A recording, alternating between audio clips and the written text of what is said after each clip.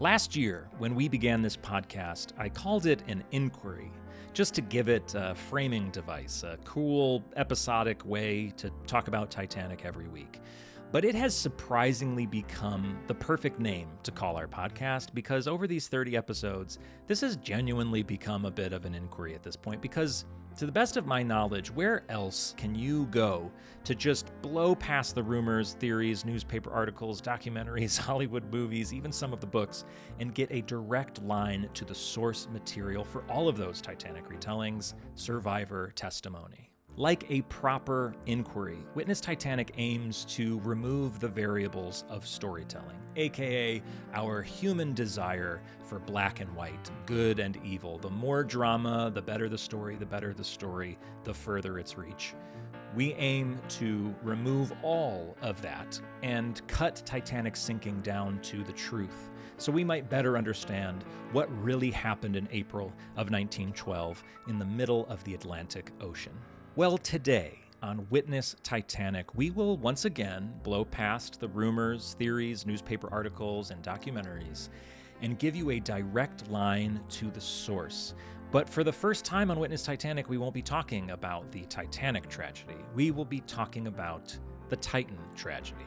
Just last week, the United States Coast Guard released its long-anticipated report following their inquiry into the implosion heard round the world. They, too, aimed to remove the variables of storytelling, to cut the tragedy down to the absolute truth, or as close as they could get to it. And through this Coast Guard report, we will attempt to better understand what really happened in June of 2023 in the middle of the Atlantic Ocean.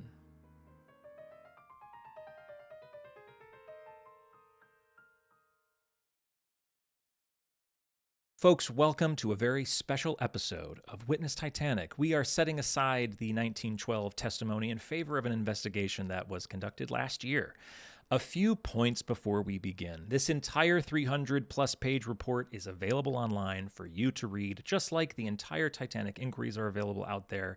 But as always, you are welcome to just join me here for this episode, save yourself some time, and get some insight from someone who has a lifetime of Titanic experience, whatever that might mean, under their belt. Now, I may not have a lifetime of Titan experience to offer you. I know just as much about submersibles as the next guy, but I will say I knew personally 4 individuals who were within arm's reach of this tragedy, 2 mission specialists for OceanGate and 2 members of the OceanGate crew. The mission specialists that I knew, and still know, thankfully, were not on the final dive of Titan, of course. One of them, though, dove to Titanic twice and made it to Titanic on the second dive, and the other specialist never actually made it to Titanic, and as you will see in this report, a lot of people barely left the surface.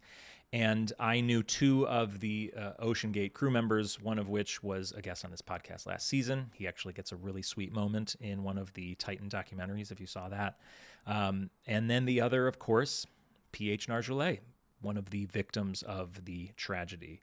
P.H. was the content expert for OceanGate, a legend in the Titanic world, and we were very briefly colleagues at RMS Titanic Incorporated at the time of the tragedy, though we had only met once in person, had one conversation, so I'm not pretending like we were best friends or anything, but we had met, we had talked, and then he was lost 2 months later. So while I do not know much about submersibles, I hope I can share some of their point of view as 4 people who actually stepped foot on board Titan. So here's what I've done. I've read this massive report, and I have sort of cut it down to what I think is the most essential parts. And I'm just going to read it and stop periodically to provide my own thoughts, much like I do on any other episode.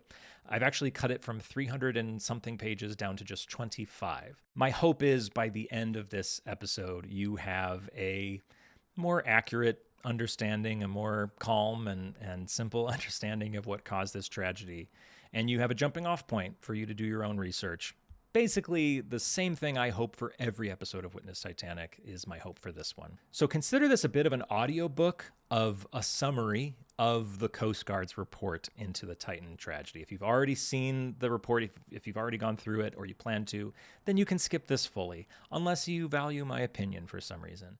To get us started, this report opens just like the Wreck Commissioner's Court and the Senate report from the Titanic disaster did. It opens with a summary that just gives us an idea of what happened in the eyes of the Coast Guard. 5 people died when the commercial submersible Titan imploded on June 18, 2023, in what is considered to be a preventable tragedy.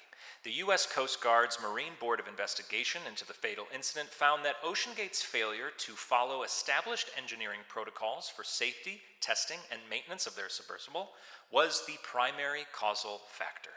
For several years preceding the incident, OceanGate leveraged intimidation tactics, allowances for safety operations, and the company's favorable reputation to evade regulatory scrutiny. By strategically creating and exploiting regulatory confusion and oversight challenges, OceanGate was ultimately able to operate Titan completely outside of the established deep-sea protocols. This lack of both third-party oversight and experienced OceanGate employees on staff during their 2023 Titan operations allowed OceanGate's chief executive officer to completely ignore vital inspections, data analysis, and preventative maintenance procedures, culminating in a catastrophic event.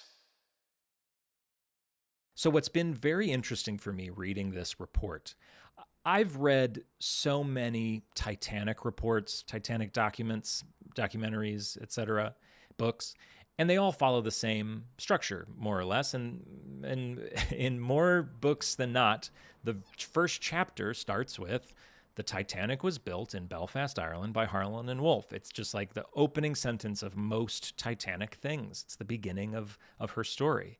And how weird to read this next section in this Titan report. The Titan was built in 2021 in Everett, Washington, as a 22-foot manned submersible with an 8-foot-long carbon fiber pressure hull glued to titanium end sections. Owned by Cyclops II LLC, chartered by OceanGate Incorporated, and operated by OceanGate Expeditions, it was not registered, certified, inspected, or classed by any international flag administration or recognized organization.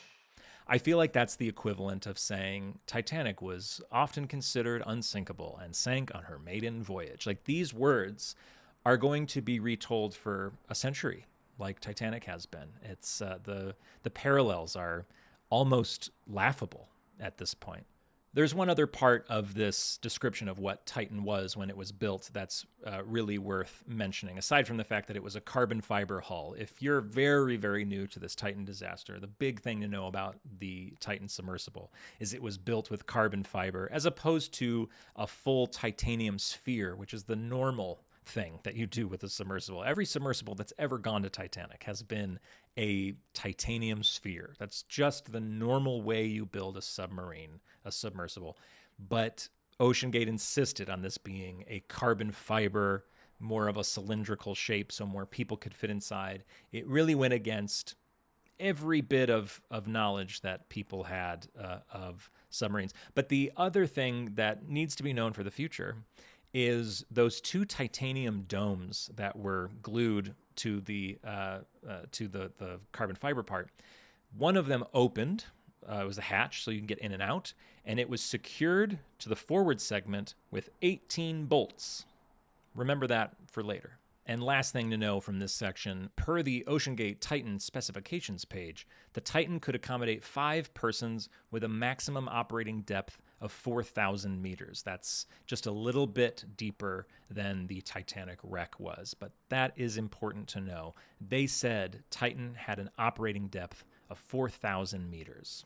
Its main safety feature, if you were on Titan, its lifeboat, if you will, was a real-time acoustic monitoring system. Basically what that was a bunch of very sensitive microphones all around the hull that could hear very, very, any creak, every pop that the carbon fiber had within it, the real-time acoustic monitoring system would pick it up. And apparently, the way it would work is as the years go by and Titan dives to Titanic over and over and over again, the monitoring system would be able to hear the carbon fiber hull beginning to weaken as the dives go by. And so OceanGate would know way ahead of time that it's time to do something. Obviously, this did not work as intended, but we'll get to that.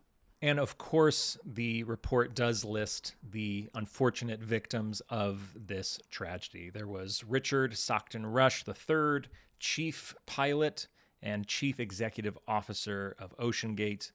He was 61 years old. He was from the United States. Paul-Henri Narjolet, PH, as he was known. He was the content expert. In other words, he was sort of the Titanic tour guide kind of person. He was 77, and he was from France. Shahzada Dawood, a passenger/mission specialist. I'm interested that they listed him as a passenger/mission specialist because the mission specialists are the people that were paying to be there, but by not calling them passengers, they didn't have to refer to Titan as a passenger submersible, which kind of got them out of other government things. So Shahzada was 48. He was from the UK and Pakistan. His son, Suleiman Dawood, was 19. And then Hamish Harding was the other mission specialist. He was 58 from the UK. So there were two Titan hulls, two Titans basically that you need to concern yourself with. OceanGate owned a couple other submersibles early on, but they built Titan once, and then as you will see, it failed, and so they built a second Titan. So we will, and the report refers to them as the first Titan hull and the final Titan hull, so 1 and 2. Let's get into the first Titan hull. The assembly of the first Titan submersible was completed in January 2018. From February 6th to April 9th, 2018, OceanGate carried out a series of tests and dives with the first Titan submersible in Everett, Washington. On February 12th, the first manned dive, reaching a depth of 3 meters, was conducted by Mr. Rush and an OceanGate electrical engineer. There you have it. The history has begun. The first Titan carried people underwater on February 12th of 2018. This is years before the tragedy, but this is the beginnings of Titan. Now we get to our very first instance of red flags being thrown around by other people in the diving community. In February 2018, during a submersible conference, growing concern was being voiced by prominent members of the submersible industry regarding OceanGate practices and its planned operations, particularly the seemingly casual approach taken by OceanGate, which did not align with the industry standards for such high-risk submersible operations. A group of submersible professionals agreed that something needed to be done, the ideas ranging from legal action to simply voicing concerns. Ultimately, a letter to OceanGate's CEO was drafted urging Mr. Rush to prioritize safety and adhere to established industry practices. More than 20 professionals signed the letter, representing a global consensus of concern.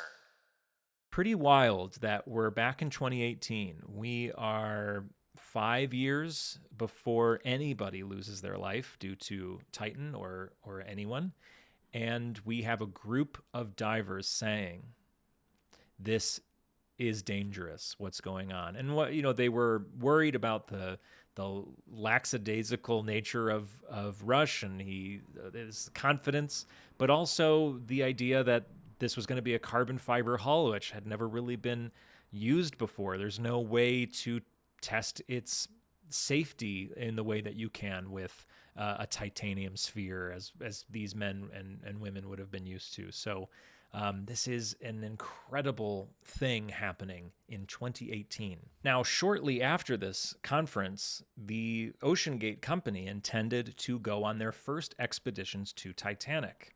So this sub was built in January, February, whatever, of 2018, and they're going to Titanic that summer until...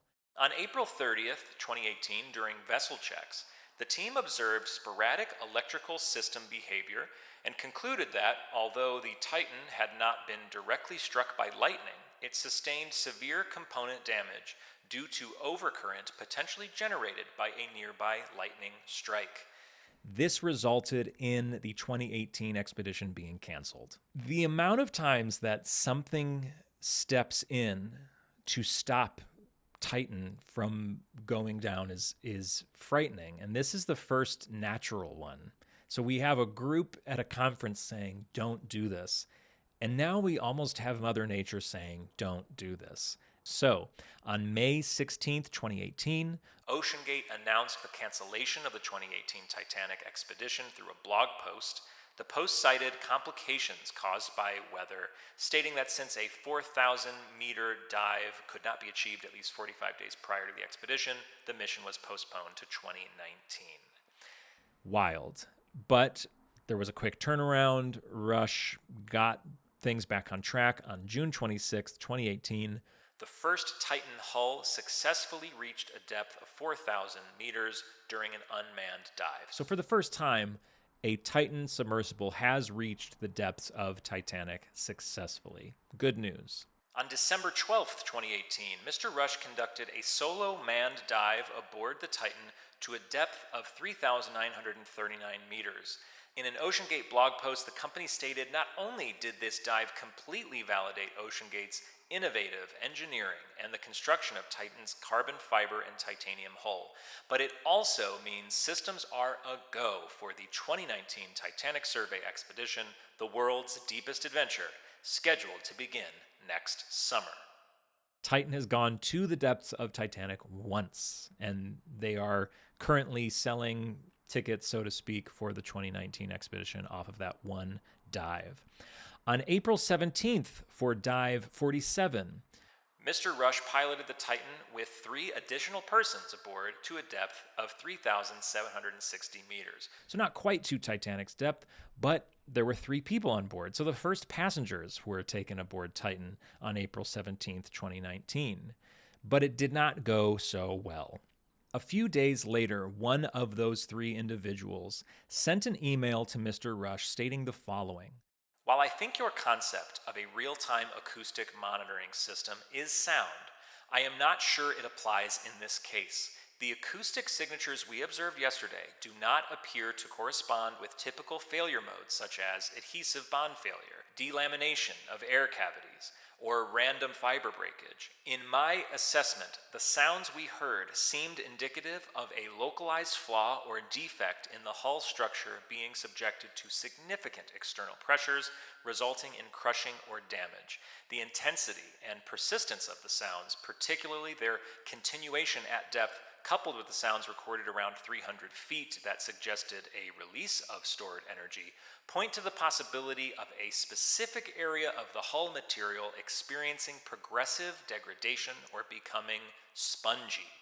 So this individual, who was an experienced diver in their own right, did not like the sounds they were hearing. The sounds are described as popcorn. You can hear them in the documentaries that came out. I think the Netflix one had the recordings of them. Just this constant popping and cracking while you're diving in 4,000 meters of water. It's had to be terrifying. And the releasing of the pressure was causing the hull to crack even more, which doesn't make sense. It seems to be contracting and releasing, which that happening over and over again every time you go to Titanic certainly can't be a good thing. And this experienced submersible diver pointed this out, and nothing seemed to be done about it. And it gets worse. Just a month later, during a pre-dive inspection in the Bahamas, a Titan pilot illuminated the forward space between the hull and the insert and identified what appeared to be a crack in the carbon fiber structure. This finding prompted immediate notification to the appropriate OceanGate personnel, and upon further investigation and removal of the part of the insert, the crack was confirmed to be in the carbon fiber that comprised the inner layer of the hull. So it seems the cracking sounds that email was written about was more than just your regular spongy carbon fiber. There was a crack in the hull, which is clearly not a good thing if you're planning on going back to Titanic. And a Titan pilot found this behind the insert. It's kind of hard to describe it. From what I understand, there was an insert that protected the carbon fiber on the inside, and when they took that out, that's when they saw the crack sort of on the inside of the wall. So clearly the thing to do would be to cancel the upcoming 2019 expedition as well and tell everybody that the hull cracked and we're going to have to start over. But that's not what happens. On June 24th, 2019, OceanGate's COO sent a letter to their prospective mission specialists providing an update on the status of the Titan Survey Expedition 2019. In this letter, he stated that the operator of the contracted support ship had withdrawn, and their withdrawal caused many challenges for OceanGate as well as a loss of substantial revenue. The COO stated that prior to the cancellation, OceanGate had signed a $1.1 million sponsorship agreement with a major internet brand that had to be canceled. The COO letter also contained the following statement. OceanGate Expeditions has been very open about our testing and the unique nature of what we are attempting to accomplish. The vast majority of our mission specialists appreciate the complexity of our mission and, while disappointed, are comfortable waiting to 2020 for the mission execution. However, there are those who have lost confidence in the project and have requested a refund. Unfortunately, until we have sufficient resources to fulfill our obligations to all our mission specialists and expedition partners, we cannot consider refunding mission specialists non-refundable support fees. So it seems to me that the Coast Guard included this information in their report to suggest that the issue with the mothership, this issue with this company, and that they had to drop this sponsorship and they lost all this money, this was OceanGate's way of covering up the crack in the hull and not having to admit that this thing that you're supposed to all be getting in to go down to Titanic failed catastrophically. I don't know how much information is out there on if this mothership company ever said, hey, no, everything was fine on our end, or if it just so happened to all coincide and so they were able to sort of blame that.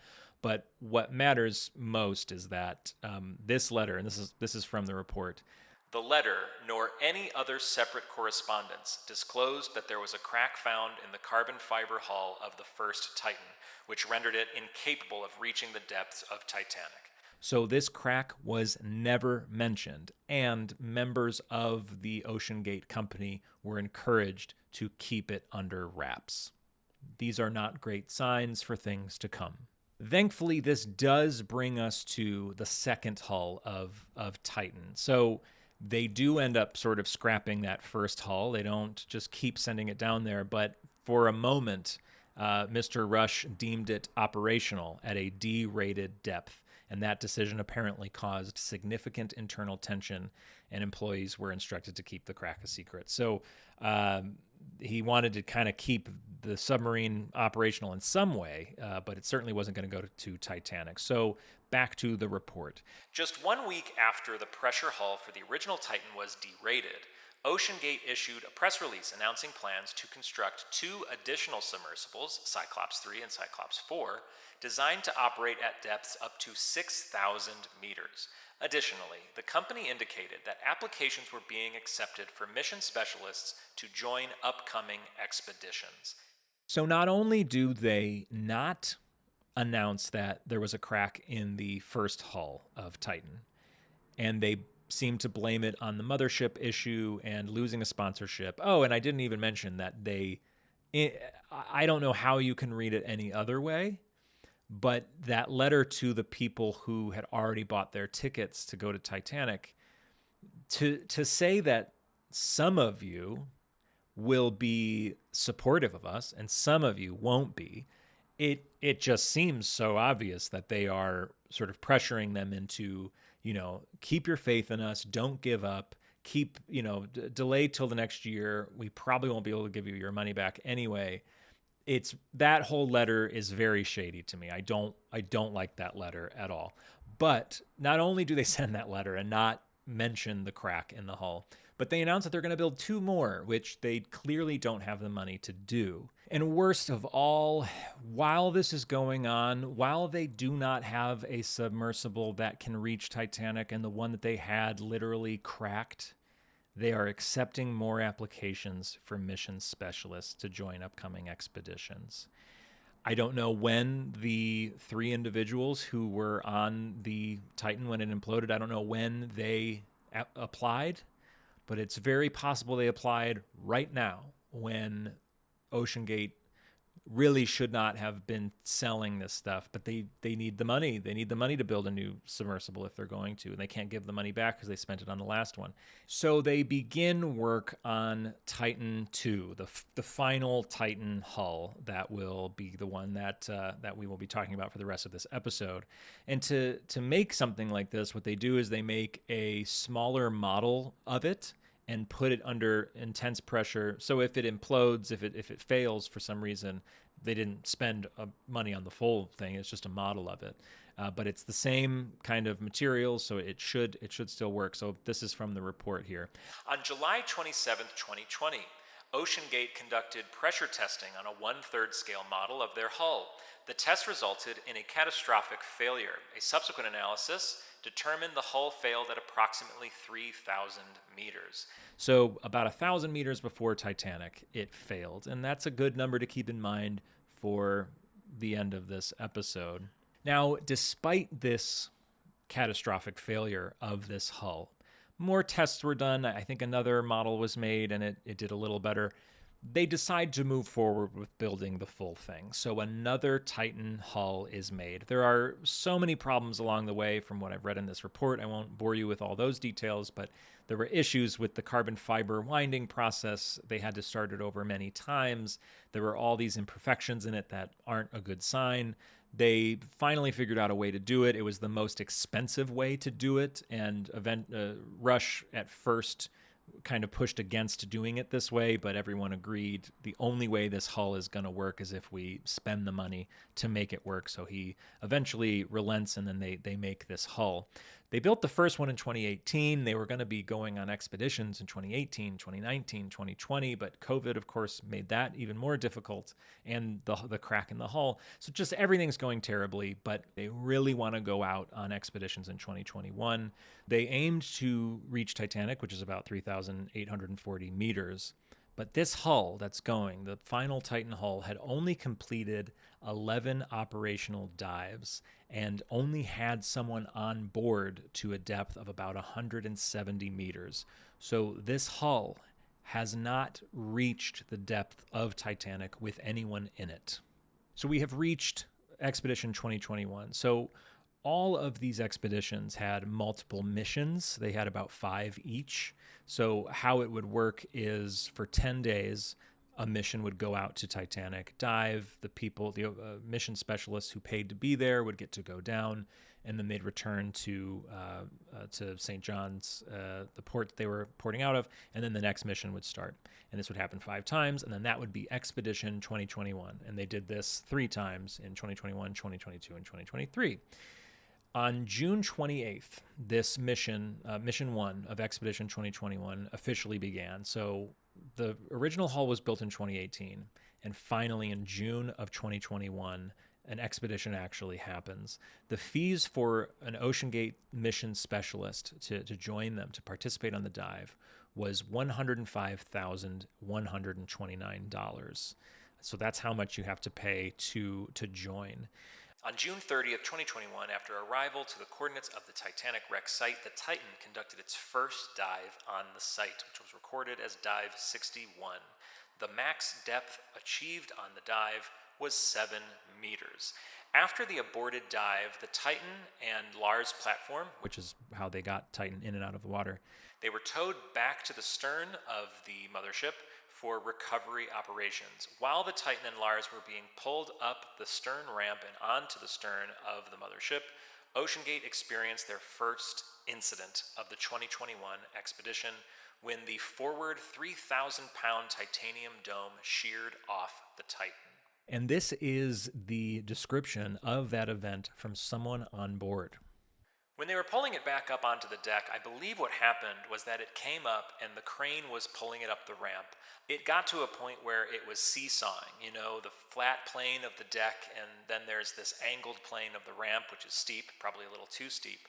But again, this was all experimental, and we were feeling our way through it. So it was teetering back and forth, and then the crane operator let it go a little bit too abruptly, and it slammed down on the deck with quite a bit of force.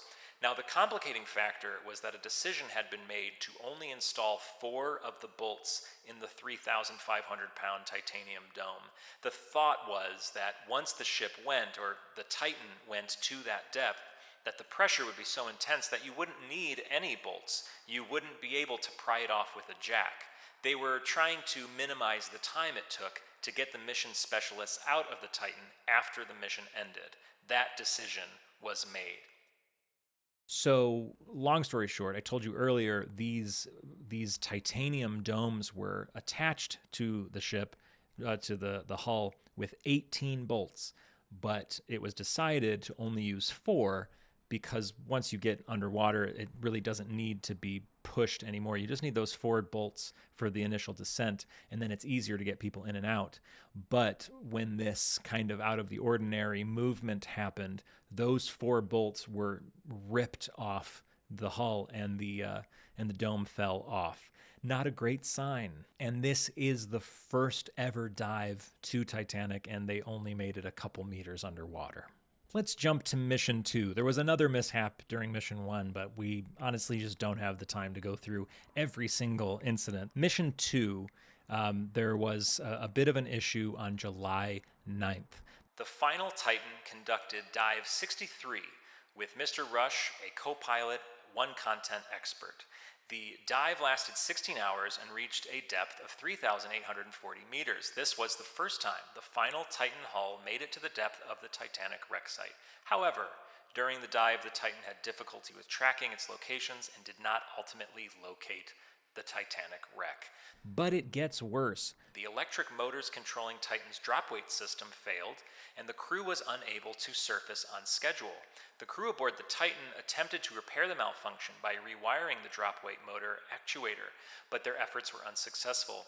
The crew then tried to dislodge the weights from the tray by rocking the submersible, but this approach also failed. Unable to release the weights through either method, it became necessary to jettison the entire drop weight tray, which enabled the Titan to ascend to the surface. So for the first time in this whole story, the Titan, either of the Titans, reached the depths of Titanic while at the wreck site, but they couldn't quite locate the wreck. And then what's worse, they can't resurface because all submersibles have drop weights. That's what brings them down to the bottom of the ocean, and then you let go of them. They're usually they're like bags of sand, basically. You are, in Titan's case, I believe they're pipes. They're like metal pipes.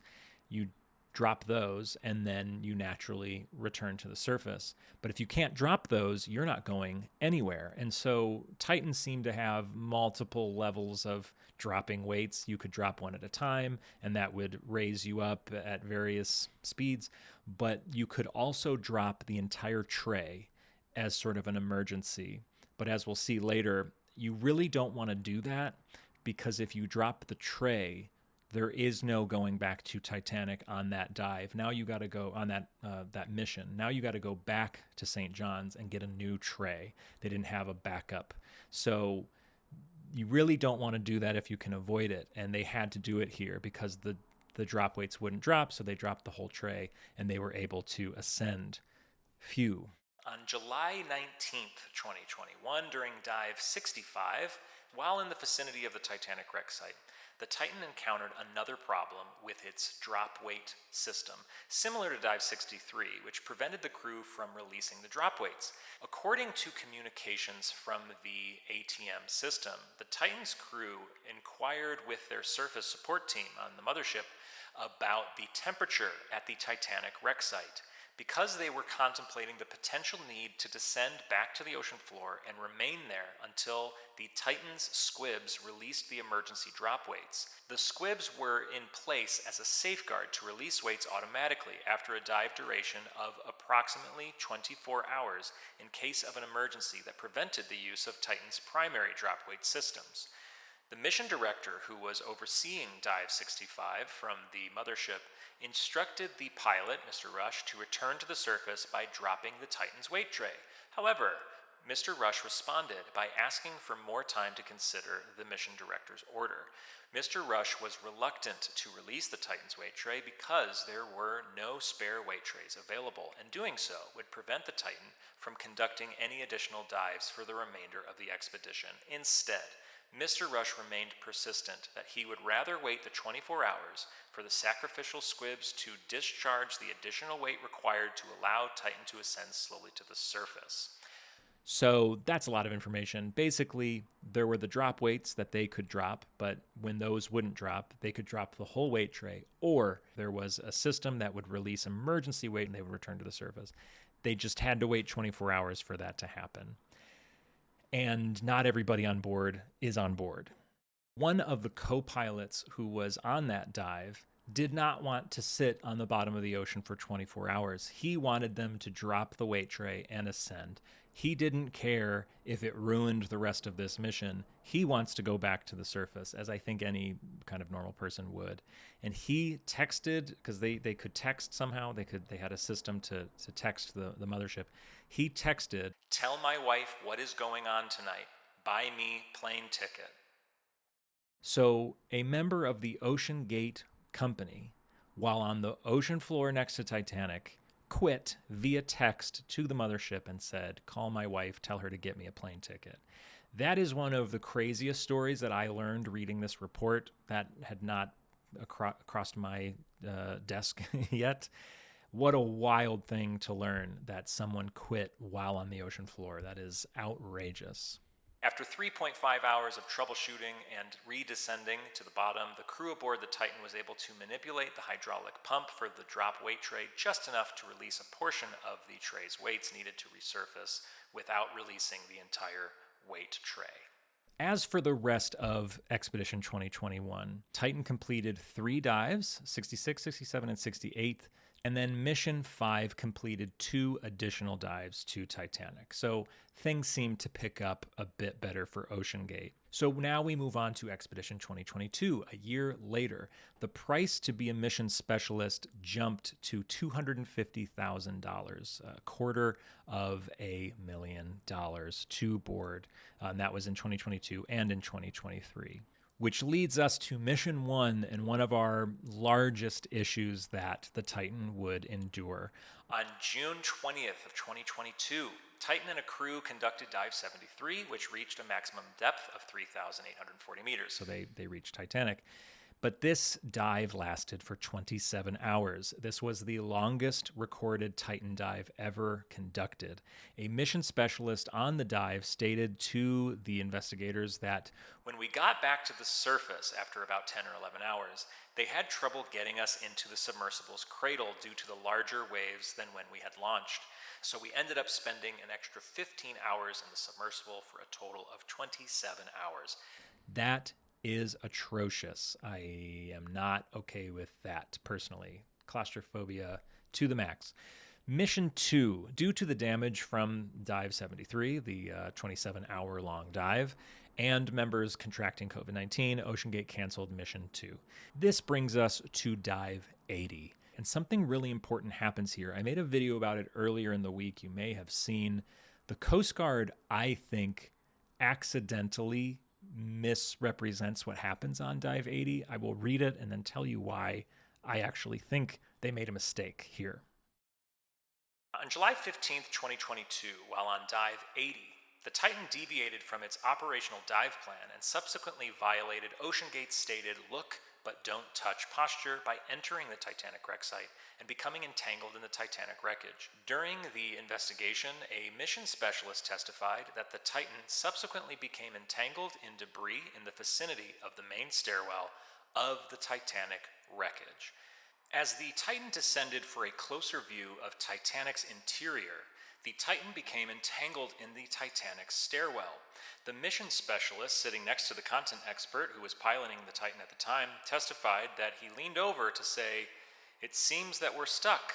The pilot quietly acknowledged the situation, replying, "Yes, we are." For a moment, the Titan remained trapped, but the content expert was subsequently able to work the controls to free the Titan from the Titanic wreckage. So this report seems to suggest, obviously it doesn't even suggest it, it says that the Titan got stuck inside the Titanic in the stairwell. So the Titanic, as many of you know, has a massive hole where the grand staircase used to be. It's perfect for accessing the many decks of a ship, but it's barely bigger than the Titan itself. This would be a terribly dangerous thing to do. And this has been the big news of this report.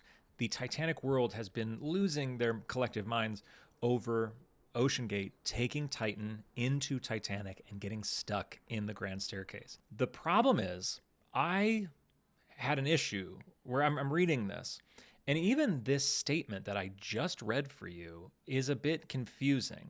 It says that the Titan entered the wreck site, and then it became entangled in debris in the vicinity of the main stairwell. And that's the only place Titan could enter the ship. But it's weird that it says it entered the ship, clearly at the main stairwell, and it was also entangled in the vicinity of the main stairwell.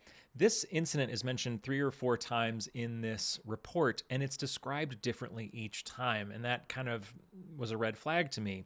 It seemed a bit too good to be true, as Titanic things often are. So I just looked up this person's testimony, and I listened to it, and it's not at all what this says it was. The actual testimony from this witness very clearly, I'll put a link to it in the description of this episode, but he very clearly mentions that they went to where Titanic broke in two.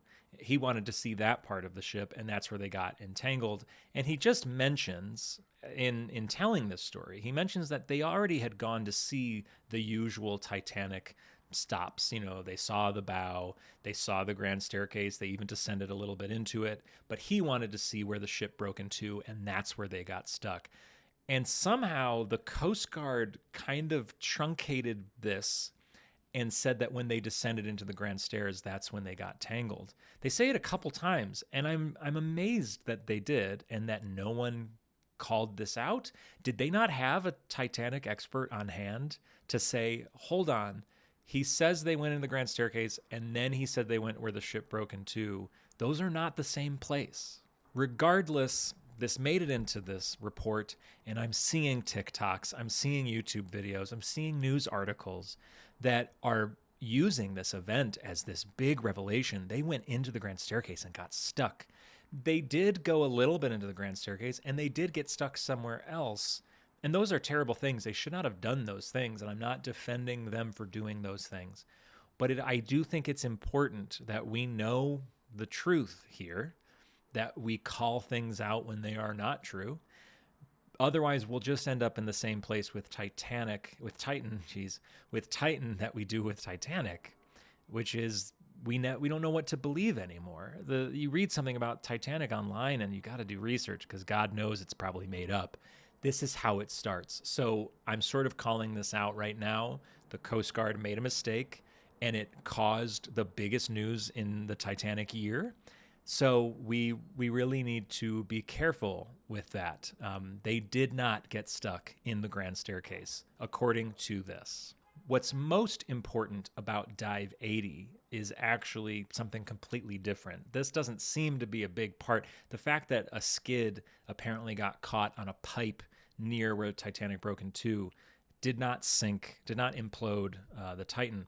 What is much more important is as they reached the surface, everyone inside the Titan heard a bang, one of those popping sounds that the acoustic monitoring system is supposed to keep track of.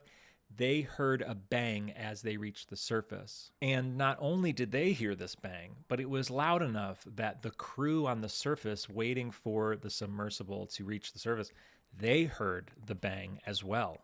And so in the 2021 and 2022 Titanic expeditions, the Titan had conducted a total of 33 dives, 13 of which made it to the depth of Titanic, 3,840 meters on the ocean floor.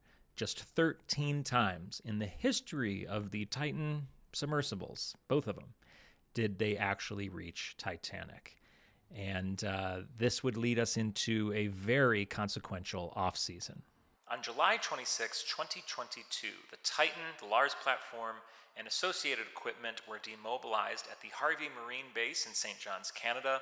The Titan and its equipment were subsequently placed in a parking lot of the facility for approximately 7 months of storage. The Titan's equipment was stored in 2 containers. However, the Titan was not covered or provided protection from the environment.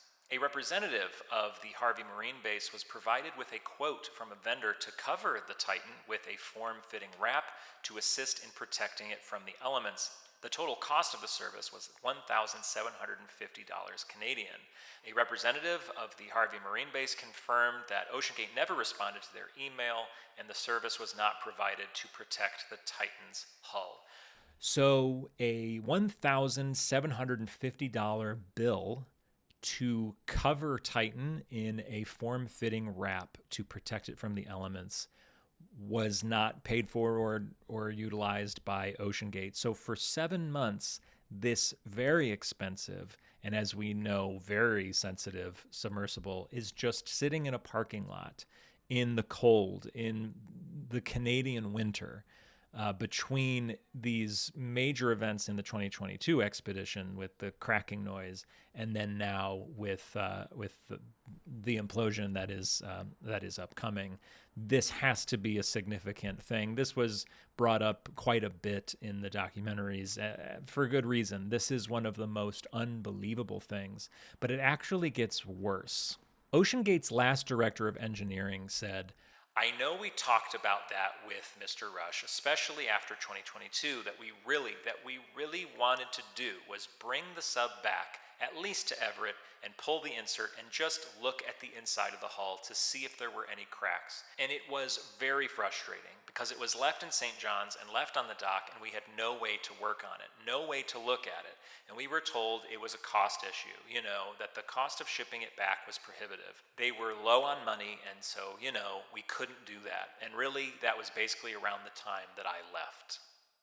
So not only is it just sitting in a parking lot, but no one's even looking at it. No maintenance is being done on it. These guys, the director of engineering wants to bring it back to see, are there any cracks? The last one had a big crack in it. We've heard some big noises on board. It's been knocked around quite a bit. Maybe we should take a look. And that just doesn't seem to be on the docket for the company because it's cost prohibitive. And that leads us to Expedition 2023, the 5 missions that will lead up to Dive 88, the dive that will result in the instantaneous deaths of 5 people.